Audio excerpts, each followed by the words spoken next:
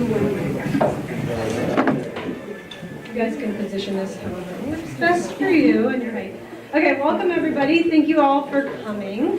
And today we have a special day. It's the Shen Prize speaking competition. These students have worked really hard. They gave their speeches initially back in March and are giving now their final speeches.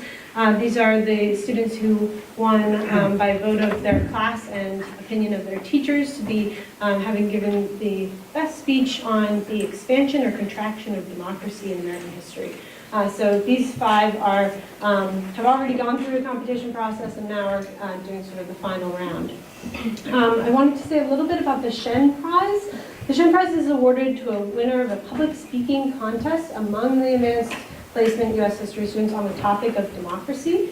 The prize is given by Y.L. Shen in honor of his daughters Ava Shen and Judy Shen of the class of 1988 and 89 respectively. You may also I wanted Mr. Warren to be able to introduce one of our special guest judges because unfortunately Judy Shen was not able to be here with us today. But she's going to be watching on video. She's watching, so I have to come here. She sees me. So hey Judy. So helping to judge today will be Oliver Dominic, who is a trustee and a member of the class of 69. So it is,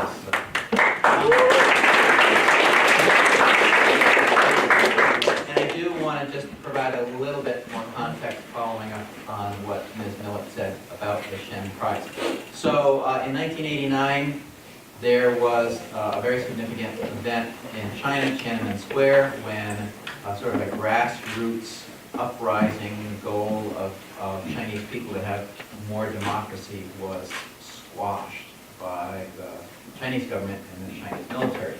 And Mr. Shen was very upset by that event. And so he was motivated, reflecting on that event, to try to do something so that St. Mark's students would reflect deeply on democracy, because democracy is something that is treasured here, and it's not necessarily a given all around the world. So the Shen Prize is this current day iteration of how we are promoting thinking about democracy at St. Mark's School. So again, thank you all for your great work on that topic, and thank you particularly to those of you who will be speaking today.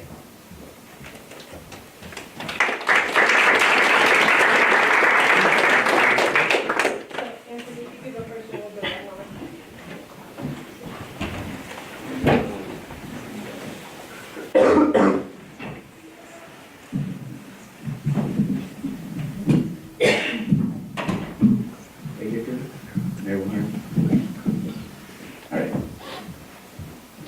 In America, and especially here at St. Mark's, sports play a huge role in society.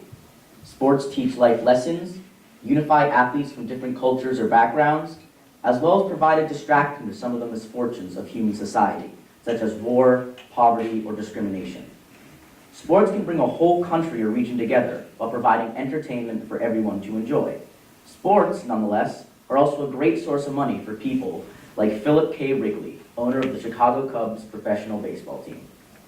When World War II started to draft men for the war, Wrigley needed a way to continue to bring in profit, so he created the All-American Girls Professional Baseball League in 1943. This was a league that was for only women to participate in. Using the same rules as men's baseball, Wrigley's vision was to entertain, boost morale, and patriotism, as well as gain money until the men returned from the war. Through giving women opportunities similar to those of men, thus inspiring girls of all ages across America, Wrigley created a league that expanded democracy in America. Democracy is more than just a system of government. Democracy is built on equality and equal opportunity for everyone, as well as grant women equal opportunity as men. The league was able to strengthen the ideology that being a country of democracy means being a country of equality, liberty, and justice for all. The All-American Girls Professional Baseball League was an expansion of democracy by challenging the gender barriers and inspiring women all across America, as well as galvanizing an expansion in women's sports. Before the All-American Girls Professional Baseball League, women's sports were a rare sight throughout the world. Such as men's baseball started to become popular, a women's alternative war was never in the picture. The league, however, opened the door for women's sports we see around the world today, because the public was able to see that women can play amongst men. Because of the social impact that sports has on American society, the expansion of women's sports was also an expansion of democracy. By women having a better shot at succeeding in athletics of all levels, equality for both men and women was closer to being achieved. In history, sports make a huge impact in America. A team winning can revive a group of people and unify them, as seen when the Boston Red Sox baseball team picked New England up after the Boston bombings in 2013. Regardless of what the case may be, sports can truly impact America in a positive way. The All-American Girls Professional Baseball League was able to expand this opportunity of sports to all women, eventually leading to the 1972 installment of Title IX, a ruling that women have to be granted equal academic and athletic opportunity in sports, school, and social events. The expansion of women's sports expanded democracy because sports lead to an impact on society, and women being able to participate in these activities leads to greater equality and justice for both men and women.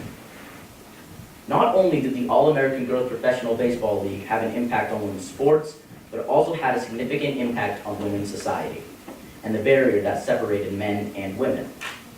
When the league was established in 1943, men and women were still treated very differently in the workplaces and in society in general. By being paid less and not being recognized for any achievements in society, women felt oppressed and insignificant outside the house. However, the league accomplished something so significant. The women in the league were pioneers that had determination to accomplish their dreams the same way men had done in American history. These were women who did not want to follow the path of giving up their dreams to work in the house. By showing these attributes, young women across America were inspired to pursue their dreams and not succumb to the ideology that there are such things as a men's sport or a men's occupation.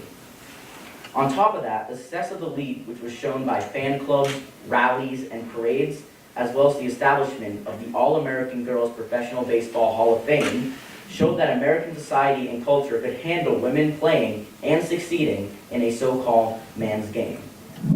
Regardless of succeeding, player Julie Couteau said, "By getting the chance to play here, I feel like justice has been done." Overall, the league displayed a step in the right direction regarding the gender barrier and how society perceived women's strength. The women who played in the league inspired future generation of young women to break the seal on the American gender role envelope, as said by Clement C. Osborne. This is an expansion of democracy because the league inspired a fight for equality and justice, which is what America is built upon.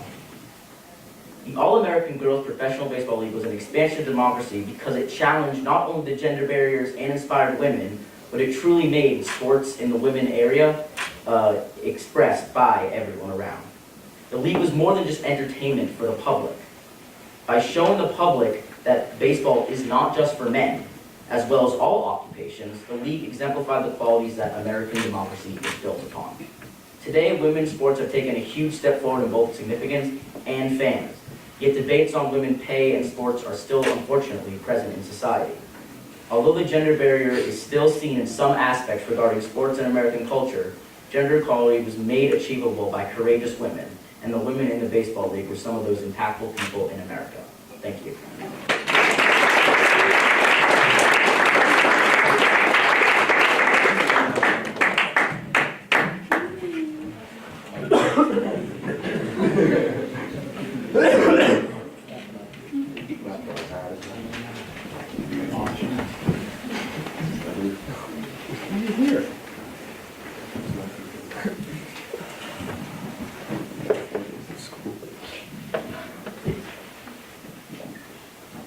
The Statue of Liberty proclaims, "Give me your tired, your poor, your huddled masses yearning to breathe free." These lofty words welcome newcomers to the greatest nation on earth. However, is this a genuine welcome? The influx of immigrants during the Gilded Age proved to be a problem for America. Immigrants moved to the United States seeking new opportunities and freedom. Unfortunately, Americans' negative attitudes towards immigrants increased, and the federal government passed a series of restrictive laws. One of the most significant acts inhibiting immigration was the Chinese Exclusion Act of 1882. If democracy simply means majority rule, This act was an expansion of democracy because the majority of Americans did agree with the restriction. In this sense, the legislative and executive branches of the federal government, which are largely chosen by the people, enacted the majority's will. However, America's democracy is not simply majority rule.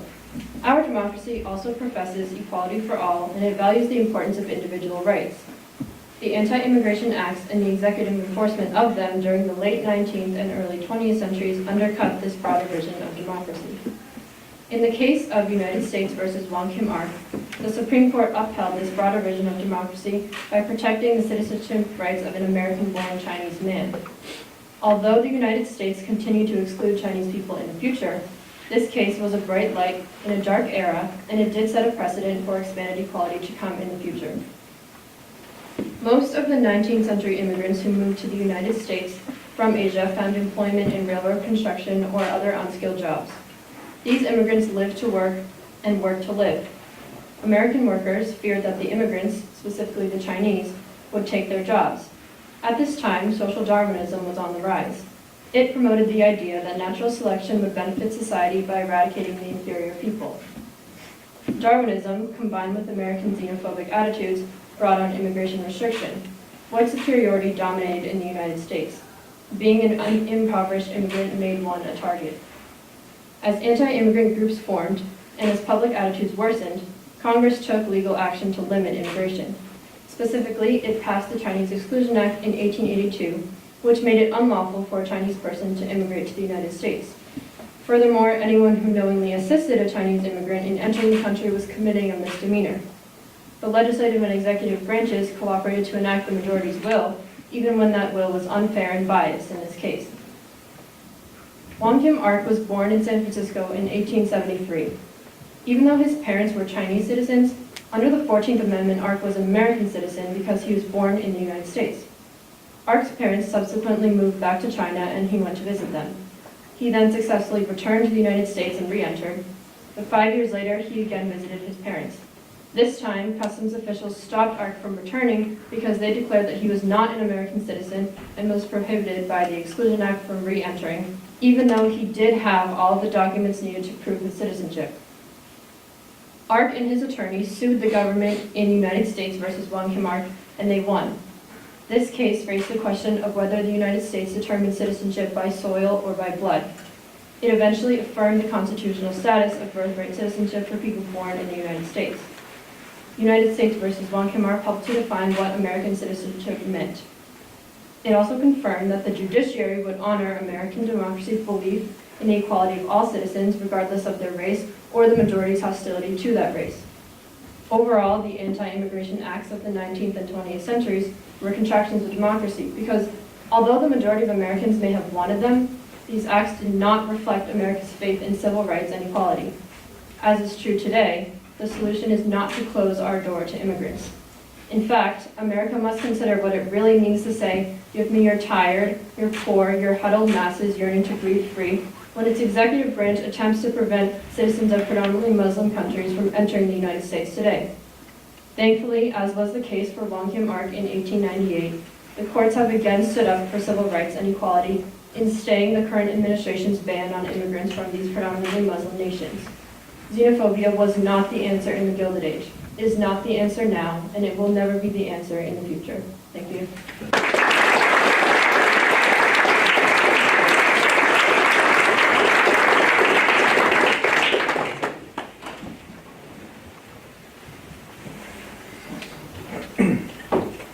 A common piece of advice says that first impressions are everything.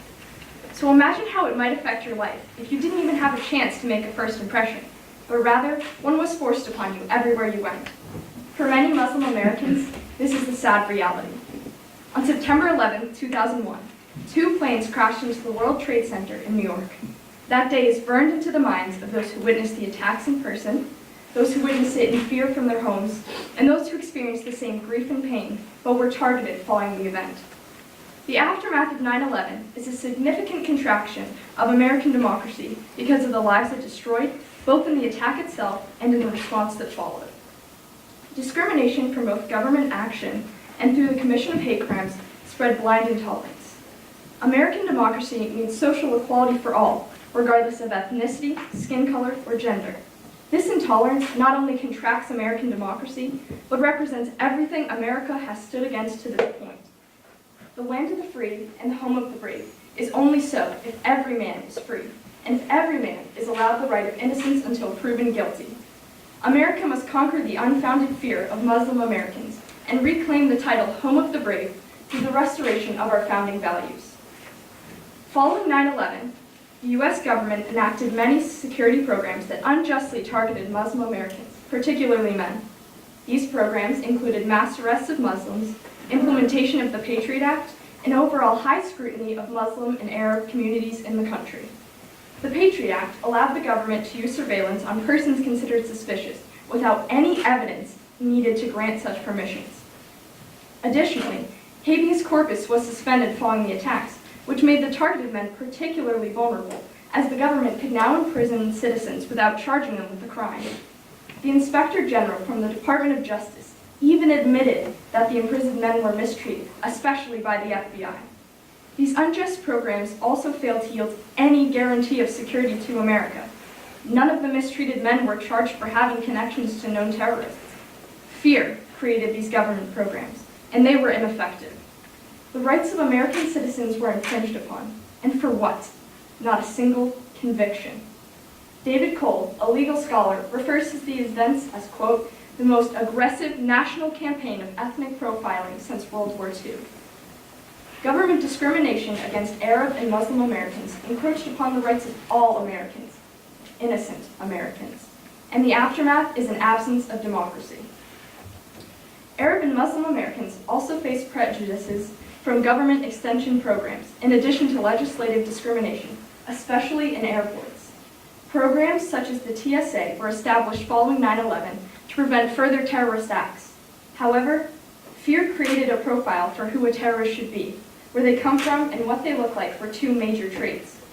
CNN reported that an anonymous government official spoke off the record,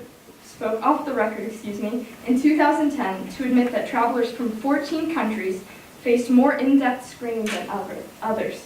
13 of those 14 countries were Muslim-majority nations.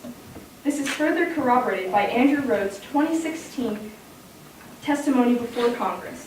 Andrew Rhodes, a TSA official, claimed that he was instructed by his supervisor to specifically profile Somalis or Somali Americans. Somalia was only one of the 14 countries subjected to extra screening from the TSA. These TSA precautions only further perpetuate ethnic profiling and fear in a post-9/11 world. In addition to government discrimination, many Arab and Muslim people face discrimination from their fellow citizens. In only the first 9 weeks following the 9/11 attacks, over 700 attacks on Muslim and Arab Americans were reported to the American Arab Anti-Discrimination Committee. It only took 4 days for a gas station owner in Arizona to become the first victim of hate killings following the attacks. He died because one of his fellow Americans thought it was acceptable to use racial profiling to avenge the deaths of who? Fellow Americans? This gas station owner was a fellow American. The thousands of other targeted Arab and Muslim American people were fellow Americans. The FBI reports that hate crimes against Muslim and Arab Americans increased 1,700% in a one-year span following the attacks. 1,700%. Crisis shows character.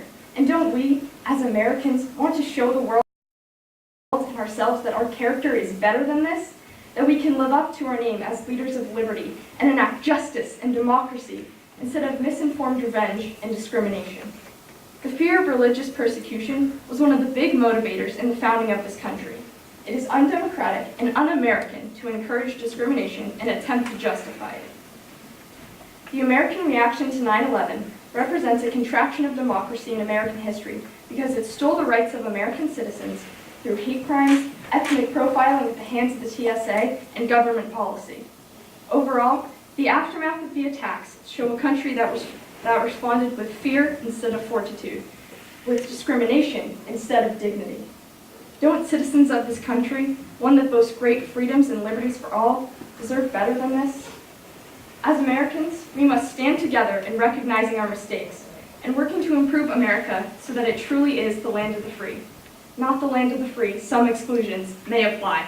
Thank you.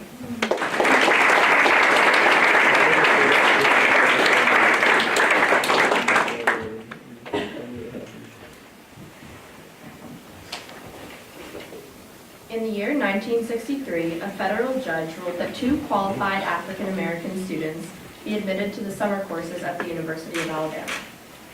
Upon their arrival, the governor of Alabama, George Wallace, impeded their entrance to the auditorium, determined to make his opposition to the ruling clear. Tension elevated in the standoff while young President John F. Kennedy braced himself to deliver a still unfinished speech in a call for the greatest expansion of democracy in United States history, what would be known as the Civil Rights Act of 1964. Democracy is a system of government in which the leaders and representatives are elected by the majority. More so, a true democracy offers the protection of human rights and equal application under the law for all. This is the democracy that Kennedy sought to fulfill. He saw that the greatness of America as a nation was contingent upon the embodiment of this democracy, and here lies the importance of this expansion. The president was bold and forthright on national television as he demanded the National Guard to, as he put it, carry out the final and unequivocal order of the United States District Court and allow the students to enter. He continued on to announce a proposed legislation that would soon take shape as the Civil Rights Act of 1964. Kennedy's definite response garnered the attention and respect of pioneers in the fight for civil rights, such as Martin Luther King Jr. and Roy Wilkins. Tragically, he was not able to see his proposed legislation come to life. Lyndon B. Johnson was left with the task of pushing through the Civil Rights Act after Kennedy's assassination. As the bill moved from the House into the Senate, it was faced with adamant opposition and was the subject of a 75-day filibuster, among the longest in Senate history. It faced fierce enemies such as Robert Byrd, a senator from West Virginia and KKK member who spoke for 14 hours straight to avoid a vote. 20 million Americans. They were just as American as myself, born and raised here. However, for the color of their skin, they were barred from going to the same hotels, restaurants, theaters, gas stations, universities, and even hospitals as their white counterparts. 20 million Americans were kept entirely separate in society and faced extreme discrimination. The disparities between segregated spaces, accommodations, and institutions was vast, and proved that separate but equal was never really equal. 20 million Americans were not allowed to vote fairly and justly, a direct conflict with democracy itself. Democracy is for the people, not simply the white, or the male, or the Christian. It is for those millions of people, and the millions of people who have gone, and the millions who are to come, that the Civil Rights Act was finally passed in 1964 and signed by Lyndon B. Johnson. The act was preceded and succeeded by similar acts and bills, all with the end goal to verify the Declaration of Independence when it says that all men are created equal. However, the Civil Rights Act of 1964 stands alone in its magnitude. The act barred voter registration requirements. It expanded the United States Commission on Civil Rights, which to this day investigates, reports, and makes recommendations to the federal government on issues regarding civil rights. It encouraged the desegregation of public schools that was begun in the case of Brown versus the Board of Education. It ended employment discrimination based upon race, color, sex, religion, or national origin. It made federal trials more accessible for those given unfair trials in state courts. It ended segregation in restaurants, hotels, theaters, and any other public accommodation engaged in interstate commerce. However, most of all, it was a catalyst for the everlasting battle for human rights. It led to the Economic Opportunity Act of 1964, which helped to combat poverty in the U.S. It allowed for further protection of rights for all Americans and paved the way for the Voting Rights Act of 1965, the Fair Housing Act of 1968, and the Civil Rights Act of 1991. In the oppressive era of Jim Crow, it was a call for action to America to uphold the standard of democracy, and not an offering to wash our hands of the centuries of slavery, racism, and discrimination. On July 2, 1964, 20 million people were told, "You may eat in this establishment. You may attend this university. You may vote for who represents you. You may vote for the laws in which you live under. You may vote, and this time it doesn't matter if your grandfather was able to." This is why the Civil Rights Act of 1964 is the greatest expansion of human rights, suffrage, opportunity, and democracy in United States history. Thank you.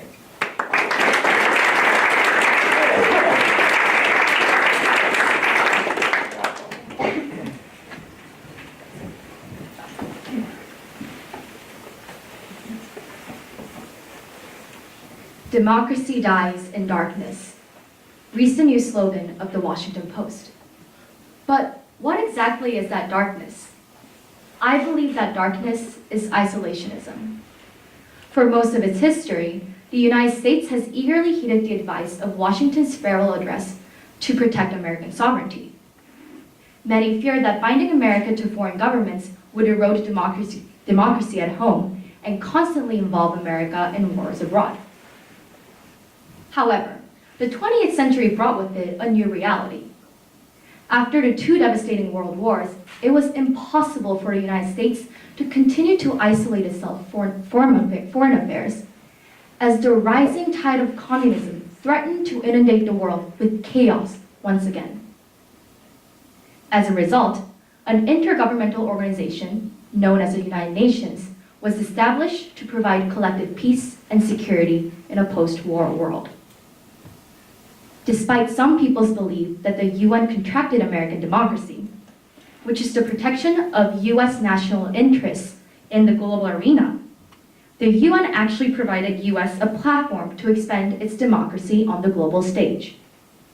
Ultimately, America inspired other UN member states to adopt democracy, which took forms such as free speech and free and fair elections.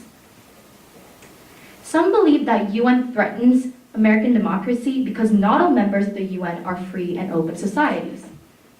This has led to the fear expressed by the British political philosopher Roger Scruton that foreign despots are, quote, granted a kind of legitimacy that they could have never acquired through the conduct of their leadership, end quote, thus giving them a means to interfere with American interests.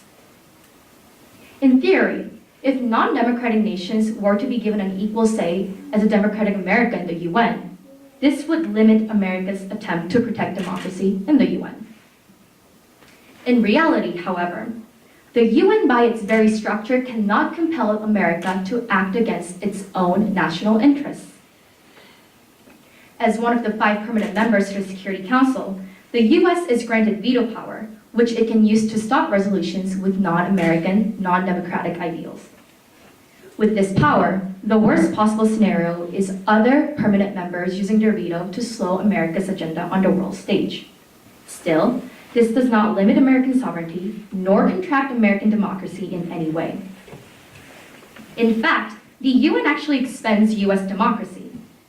According to the US Department of State, supporting democracy creates a more secure, stable, and prosperous global arena in which the United States can advance its national interests. Expanding US democracy comes with the US being able to freely express its national interests in the global stage.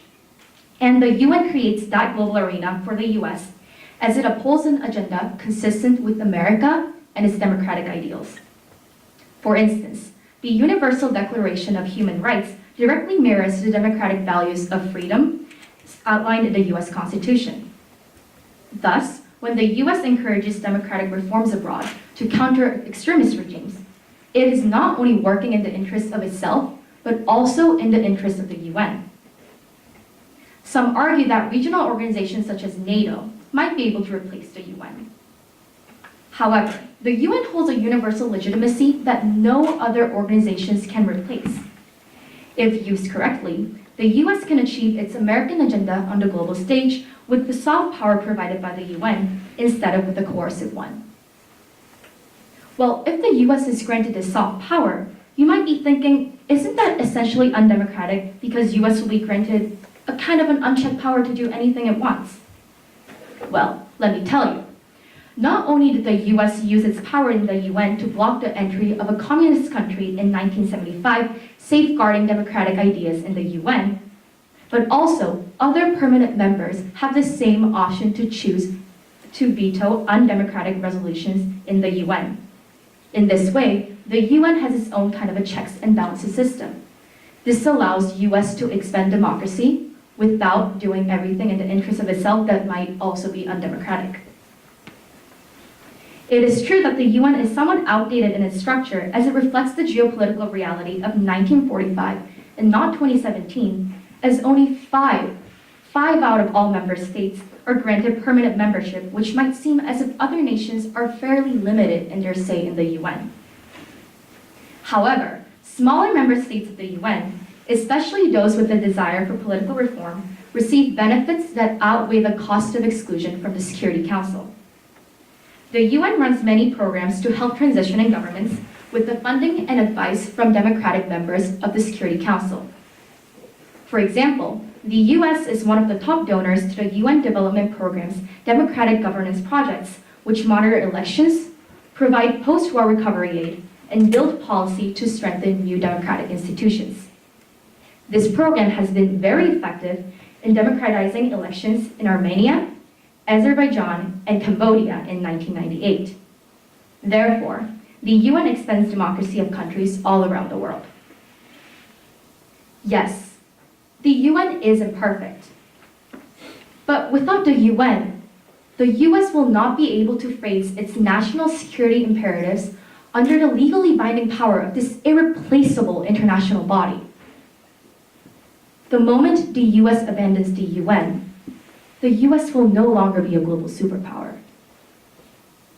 The moment the US stops advancing the mantle of democracy through the UN, the world will risk the nightmare of another Hitler, Stalin, or Mao Zedong. The moment US deserts the UN will be the moment world peace crumbles and humanity chokes on the miasma of communism, anarchism, and fascism. Unless America's next goal is to forsake its founding principles it has defended through much pain and sacrifice, it has to leverage the legally binding power of the UN to expand American democracy and promote peace and stability throughout the world. Thank you.